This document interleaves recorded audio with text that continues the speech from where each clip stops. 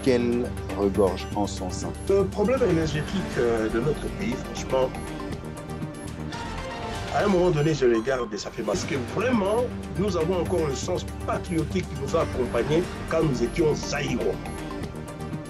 Ou bien maintenant, il y a quelque chose qui nous amène dans une déviation.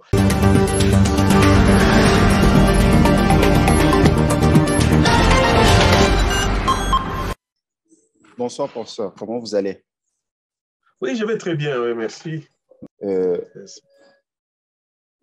êtes professeur aux États-Unis d'Amérique et aussi professeur à l'ISTA, n'est-ce pas? Ben oui, oui.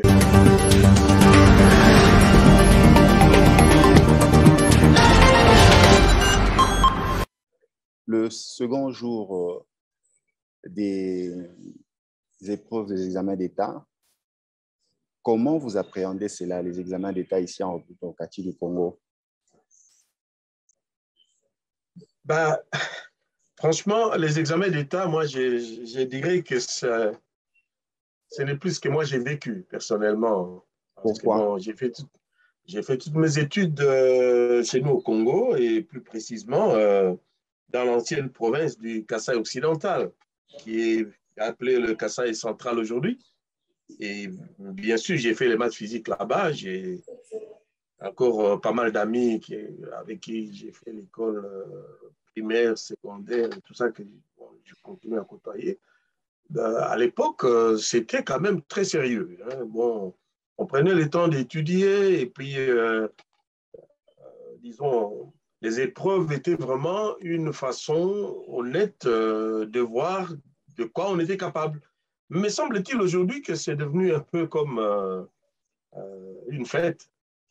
C'est vraiment pas sérieux. Bon, j'ai été à Kinshasa là-bas plusieurs fois et j'ai vu hein, la période des examens d'État. D'abord, les enfants ne prennent pas au sérieux.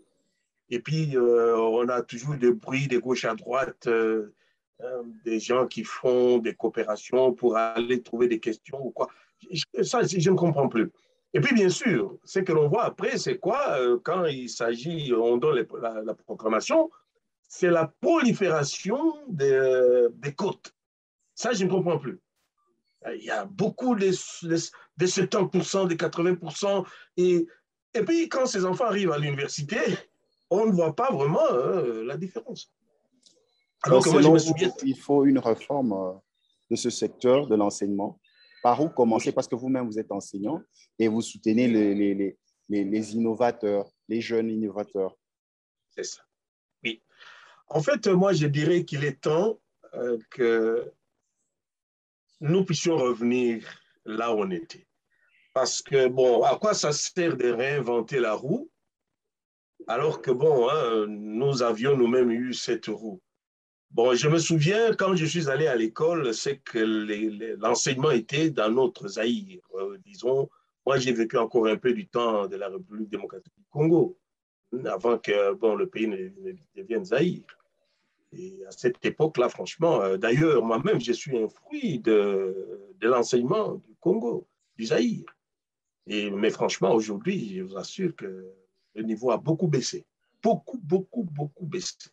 C'est ça un peu. Alors, le niveau a baissé, qu'est-ce qu'il faut? Moi, je crois qu'il faut fondamentalement revoir où est-ce que cette déviation est arrivée. Alors, autre chose en fait que je constate, prenons, hein, nous vivons cette époque du Covid. Vous voyez, je pense que ça n'a pas fait du bien à notre enseignement. Parce que, bon, au moment où nous avons fermé au Congo, les enfants se sont retrouvés un peu sans rien, hein, alors qu'ici, par exemple, aux États-Unis ou dans les pays développés, l'Internet a été sérieusement utilisé. Les enfants ont continué, ne fût-ce qu'à travailler par les moyens Internet.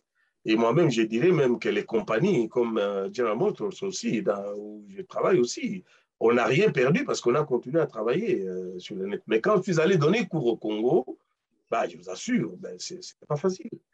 En fait, tout le temps que les étudiants aussi étaient à la maison, bon, ils ne faisaient absolument rien pour rester connectés avec la science. Et puis, bon, la compression maintenant du semestre, parce que, bon, je peux ça vous le dire, par exemple, cette année académique qui est en cours, eh bien, bon, on a commencé l'année académique le 1er avril, Et puis l'année s'est terminée, disons, vers le 4 ou le 5 juillet. Là, Donc c'est on a tout eu juste ça. finalement, c'est ça, un semestre de 3 mois. Vous voyez? Alors, comment voulez-vous? Moi-même, je me suis retrouvé en tant que professeur avec un cours qui normalement devrait prendre un certain nombre de temps, mais bon, je n'avais pratiquement que la moitié du temps. C'est un peu ces challenges qui sont quand même des choses qu'on devrait revoir. Maintenant, nous allons parler de jeunesse et accès aux nouvelles technologies.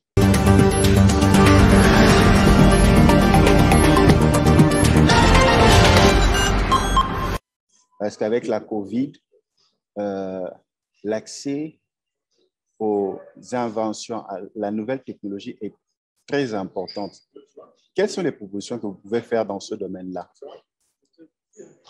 En fait, moi, je peux constater déjà, parce que j'ai déjà eu ça, j'ai eu l'occasion, en fait, d'être chair, c'est-à-dire de conduire un peu la première classe d'inventeurs et des innovateurs congolais. Et ça s'est passé, je crois, en 2019, à l'Hôtel du Fleuve.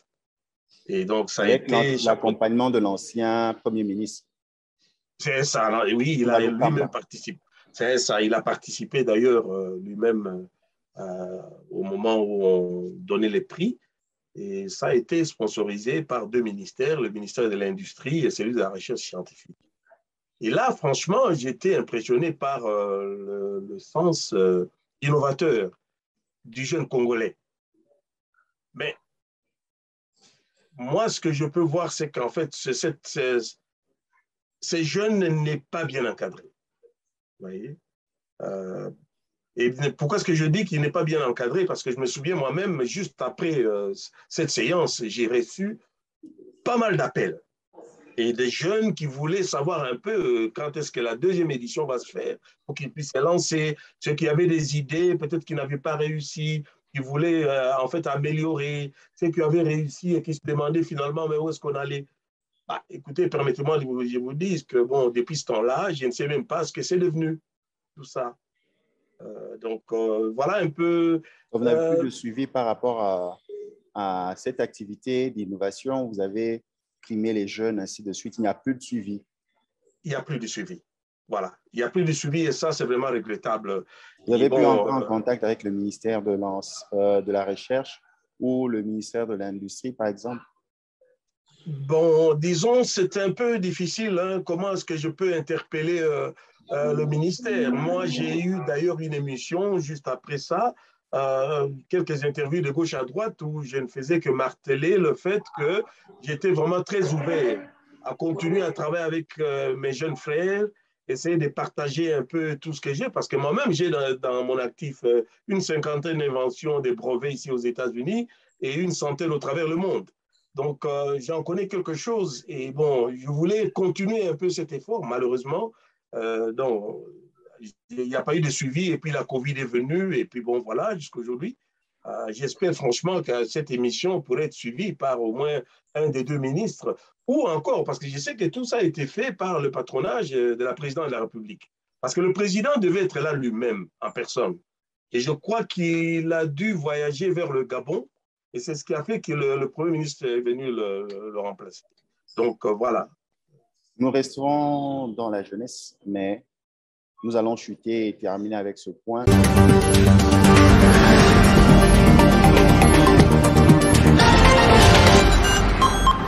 Mais il y a un phénomène triste qui est la consommation de la drogue, le phénomène de Bombay. Vous êtes en train de suivre cela. Comment vous réagissez? Comment en sommes-nous arrivés là? Bon, moi, je dirais vraiment, c'est avec un peu de colère que je vois cette situation. C'est pas normal. C'est pas normal. Et que sous nos yeux, notre jeunesse est en train de s'autodétruire.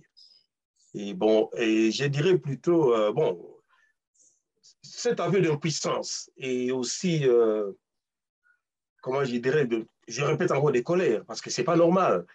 Ici, dans les pays développés, je dirais même aux États-Unis où je suis à l'heure actuelle, un phénomène comme cela, eh bien, la police interviendrait immédiatement, avec sévérité, et il y aurait même des lois où les législateurs interviendraient rapidement pour essayer d'éradiquer la situation. Bon, vous savez, dans les pots catalytiques, il y a des éléments comme le rhodium, le palladium, et ces métaux, en fait, dont même certains sont utilisés dans les réacteurs nucléaires pour Mais contrôler la comment vitesse des neutrons. les jeunes peuvent consommer cela? C'est là où on ne comprend pas. Vous dites, réacteur nucléaire, on peut retrouver une telle substance, mais comment on peut consommer, ingurgiter cela dans un organisme humain? Bah, écoutez, moi, je ne sais pas ce qui se passe dans la tête de nos jeunes frères, mais je pourrais plutôt, quand je vois ce qui se passe, est-ce que ce n'est pas le besoin un peu d'oublier la réalité de la vie? Parce qu'on Quelle le voit réalité, par aussi dans exemple? les... Pardon? Quelle réalité? Bah, écoutez, bon, le niveau de vie a beaucoup baissé chez nous. Le chômage, ça, il ne faut pas se leurrer. Moi, je vois un jeune le matin. Moi, je me souviens du bon vieux temps où j'étais encore jeune. Nous étions tous à l'école et bien occupés avec des devoirs, avec les parents qui étaient sévères, qui surveillaient bien si on a fait les devoirs, ainsi de suite.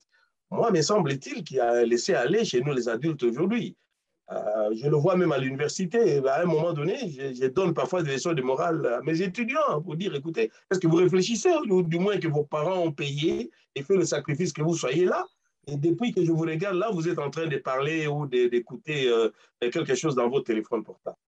Voilà. C'est un peu ça. Et on voit ce phénomène de drogue, même dans les pays développés, plus précisément ici aux États-Unis. Mais ce sont des phénomènes que l'on voit dans les milieux défavorisés, dans lesquels les jeunes sont dépravés d'avenir. Et ça, facilement, ils retombent dans ce genre de choses. Et bon, j'ai suivi un peu aussi dans le YouTube quelques jeunes qui parlaient, qui disaient que quand vous prenez tout ça, vous oubliez la réalité de la vie, eh bien, vous planez, tout est beau, ainsi de suite. Bon, écoutez, c'est ce que j'entends parfois les jeunes des ghettos ici qui prennent de cocaïne ici aux États-Unis raconter. C'est ce qui est malheureux parce qu'effectivement, ces jeunes des ghettos sont des jeunes qui sont déphasés de la société normale. Et d'ailleurs, vous savez bien qu'une des raisons pour laquelle Mme Hillary Clinton a eu des problèmes aux États-Unis avec la communauté africaine-américaine, la communauté noire, c'est qu'à un moment donné, Bill Clinton, appuyé par son épouse, a dû renforcer le régime policier contre les ghettos avec ce genre de choses. Je ne sais pas si vous avez suivi le débat à l'époque. C'est ça que je crains beaucoup, que chez nous, on commence à voir ce phénomène-là. Et ça, je crois que nous, les parents, nous avons aussi une responsabilité dans tout ça. Nous avons terminé avec la jeunesse. Maintenant, nous allons passer avec tout ce qui est le vivre ensemble.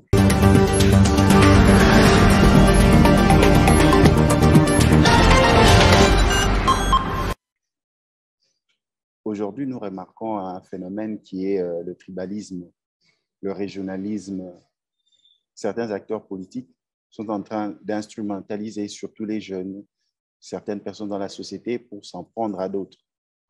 Quel est le message que vous pouvez porter pour favoriser le vivre ensemble? Parce que là, vous êtes aux États-Unis, vous ne savez même pas qui vient d'où, vous ne voyez que des personnes avec leur nom.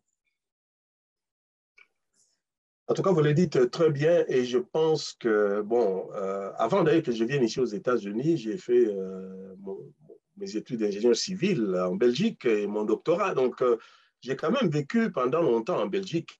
Et comparer l'Europe avec les États-Unis, je pense que ce qui a fait la différence de ce pays, c'est justement cette union des gens avec plusieurs cultures et qui viennent un peu des horizons différents, qui prennent un but commun pour essayer d'avancer le pays de l'avant ou la société de l'avant. En tout cas, ce serait dramatique si nous glissons dans le tribalisme, comme bien sûr nous sommes en train de le constater chez nous. Je crois qu'il faut arrêter ça et encore une fois, je reviens à dire, ce n'est pas à nous, Congolais, qu'on devra enseigner le vivre ensemble parce que nous l'avons vécu. Du temps du président Mobutu, eh bien, j'ai vu des gouverneurs qui n'étaient pas kassaïens dans le Kasaï, comme j'ai vu aussi des gouverneurs kassaïens qui étaient gouverneurs dans d'autres provinces.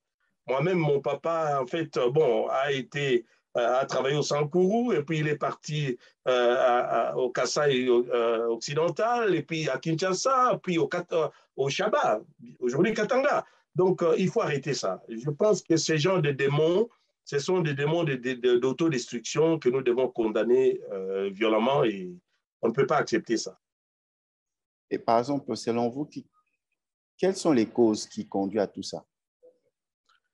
Eh bien, je pense que c'est plutôt, premièrement, l'ignorance. Bien, à un moment donné, il y en a qui essayent d'évoquer ce genre de mauvais esprits juste pour leur avantage personnel. Vous voyez? Bon, je dirais quelque part que c'est un peu humain. Parce que si vous regardez un peu, hein, même ce qui se passe ici dans le pays dans lequel j'habite, les États-Unis, regardez bien la présidence de Donald Trump. Eh bien, vers la fin, en tout cas, il a bien visé le racisme pour essayer de récupérer la minorité blanche et que cette minorité qui était très soudée puisse se battre pour lui. Et voilà, par exemple, la conséquence, c'est que lui, quand il était président, il a prêché de ne pas prendre le vaccin. Et puis, il a eu le Covid. Il est allé à l'hôpital parce qu'il était président, il a eu les meilleurs soins du monde. Et juste après qu'il a terminé sa présidence, il a pris le vaccin, lui et sa famille. Bah, malheureusement, il y a ces adeptes d'extrême droite blanche et des blancs et qui ont continué avec cette idée de racisme. Eh bien, la conséquence, c'est quoi? Nous avons aujourd'hui beaucoup de morts et des gens dans les hôpitaux à cause de ça. Donc, je crois qu'il est temps que le législateur puisse un peu revenir là-dessus et essayer d'introduire des lois qui puissent punir les gens qui évoquent disons, le racisme ou disons encore le tribalisme. Ce n'est pas normal que dans notre pays, un pays, je crois, avec 256 ethnies, qu'on puisse évoquer le tribalisme. C'est très dangereux. Nous sommes déjà à la fin. La dernière ligne droite, nous allons parler du secteur énergétique.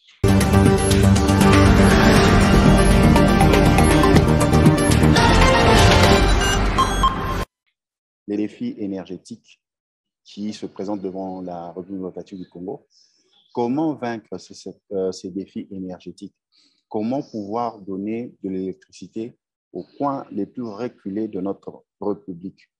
Comment booster l'économie de la RDC grâce à la potentialité de l'énergie qu'elle regorge en son sein?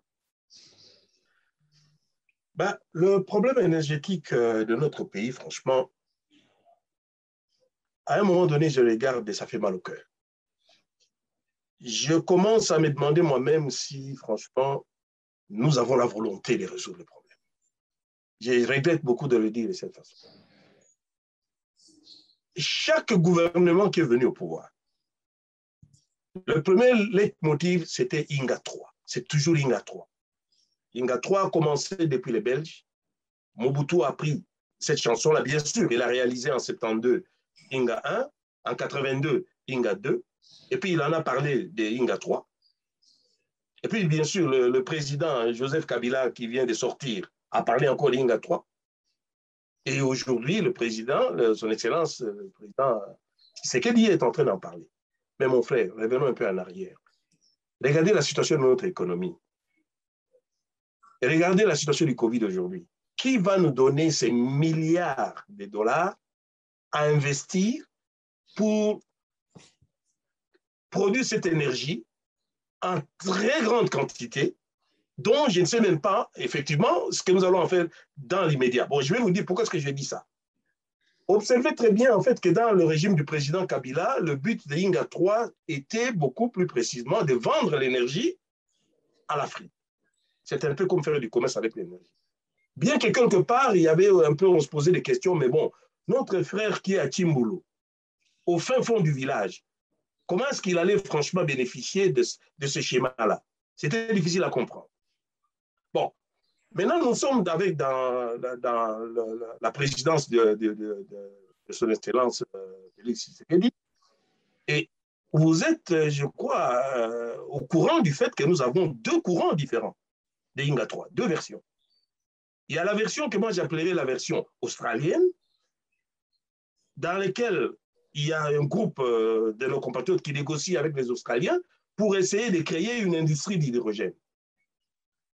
Et puis, il y a une version allemande qui consisterait bientôt à essayer de créer Inga pour avoir l'électricité et peut-être électrifier les chemins de fer, ainsi de suite. Déjà deux versions. Comment est-ce qu'on ne peut pas se mettre d'accord? Pourquoi ils n'arrivent pas à se mettre d'accord? Bah, écoutez, ça, c'est la bonne question que je me pose. Je ne voudrais pas donner des procès d'intention, mais je constate tout simplement que ce n'est pas normal au moment où nous avons besoin d'électricité que nos frères qui entourent M. le Président de la République ne peuvent pas déjà se mettre d'accord pour avoir une seule vision. Et bien sûr, quand on se met d'accord, on peut savoir comment aplanir les montagnes, et ainsi de suite. Mais moi, personnellement, si vous me demandez mon point de vue, je dirais plutôt ceci. Au lieu d'aller encore, au lieu de nous endetter encore une fois de plus, pourquoi est-ce que nous ne prendrions pas un peu d'argent que nous avons pour réparer ce que nous avons? Moi, je me souviens très bien au début de la présidence de son Excellence Félix Tshisekedi. Il a bien dit à un moment donné qu'il était en discussion avec General Electric pour essayer de réparer nos centrales, Inga 1, Inga 2. Parce que si je crois que je ne vous l'apprends pas que nos centrales ne travaillent jamais à la capacité maximum. Pourquoi? Parce que la plupart des équipements sont vétustes. Donc, on peut les réparer. Et d'ailleurs, il y a une centrale qui est en actualité maintenant, c'est Chopo, du niveau de Kisangani. Je ne sais pas si vous avez entendu parler de cette histoire-là. Eh bien, il y a eu une télévision, je pense, belge ou française, qui a fait un reportage et qui montrait là-bas, je pense que la centrale Chopo fonctionne à quelque chose comme 10% seulement. Et qu'est-ce qu'il faut pour remettre ça à 100%? Quelque chose comme 3,5 millions ou 4 millions.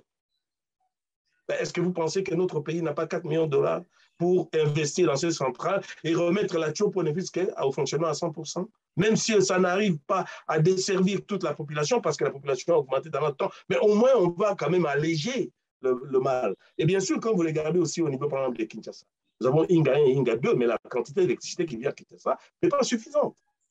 Alors, maintenant aussi, vous avez des questions comme par exemple des centrales comme Zongo 2 et peut-être Kakobola. Oui, je ne sais pas ce qui est arrivé dans une histoire, bien sûr, de l'ancien régime. On a construit des centrales, mais on n'a pas prévu qu'il y avait des lignes de transmission qu'il fallait. Je ne sais pas si vous avez constaté, M. le Président venait d'inaugurer, il n'y a pas longtemps, une sous-station de 220 kV dans les périphériques de Kinshasa. Eh bien, qu'est-ce que cette sous-station va faire? C'est justement d'attendre de recevoir l'électricité qui viendrait, je crois, des Nzongo 2 ou Kakobola, quelque chose comme ça. Alors moi, la question que je me pose, ça fait longtemps que ces centrales sont là. Pourquoi est-ce qu'on n'a pas fait les deux en même temps?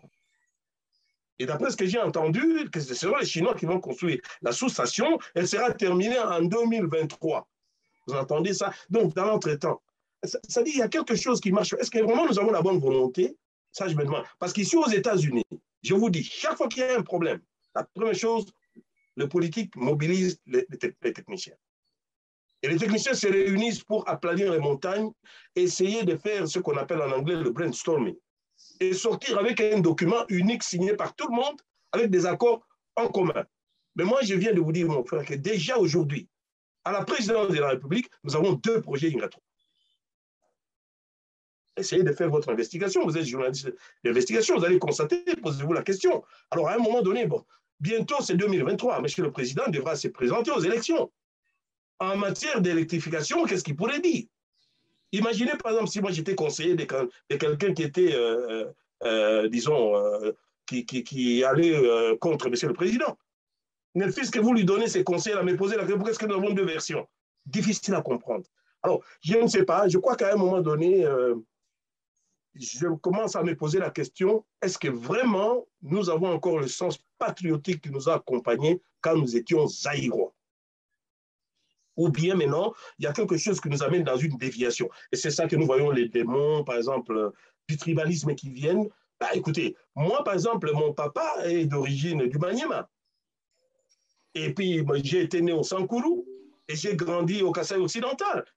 Je parle Tiroua parfaitement, parfois même plus que les gens qui sont originaires du Kasaï parce que j'ai eu l'occasion de faire la grammaire Louba à l'école. Comment vous allez me dire aujourd'hui? Alors, je suis Moutete là, ou je suis Mukusu du Maniema. Ou... Écoutez, pour moi, quand je regarde ça, c'est malheureux. C'est vraiment malheureux. C'est la même façon où je suis ici. Par exemple, bon, Je suis en Belgique pour des raisons de facilité. La Belgique me donne la nationalité belge. Et puis, bon, les Américains m'appellent aux États-Unis pour que je puisse travailler. Ils m'intègrent tout de suite. Ils me donnent la nationalité américaine.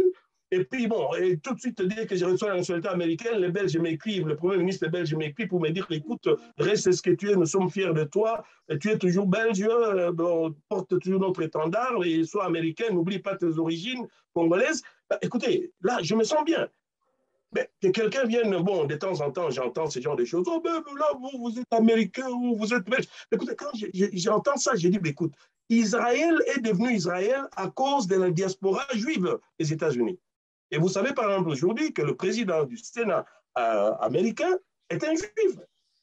Donc, un Américain d'origine juive. Et vous pensez, qu'est-ce qu'il va faire pour Israël? Donc, voilà un peu ces quelques sortes de démons, je pense. C'est bien que ce genre de débat vienne de plus en plus. Et j'espère que vous n'allez pas vous arrêter là pour qu'on puisse en discuter, que les jeunes qui n'ont pas vécu notre époque entendent le témoignage de l'époque. Ils viendront, ils verront peut-être, bon, que moi, je suis ce que je suis aujourd'hui. Je suis un produit du système congolais. J'ai fait mes examens d'État au Kasaï occidental.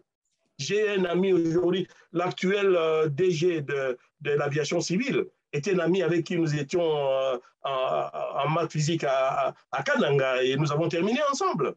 Hein? Le DG Tchumbe. Et puis j'ai encore Berthe Mampaka qui est aujourd'hui sénateur du Royaume de Belgique. C'est un ami, nous étions dans la même classe, nous avons terminé en maths physique la même année, en 1977. Alors, quand vous voyez aujourd'hui les démons de ceci, cela, je ne comprends pas. Mais j'espère franchement que, bon, hein, nous allons nous ressaisir. Un grand merci, professeur. Vous avez parlé avec votre cœur. Je ne pense pas que ce sera la dernière fois. Les choses vont changer parce que vous contribuez tous pour le bien-être du Congo. Merci de nous avoir suivis, très chers téléspectateurs de partout.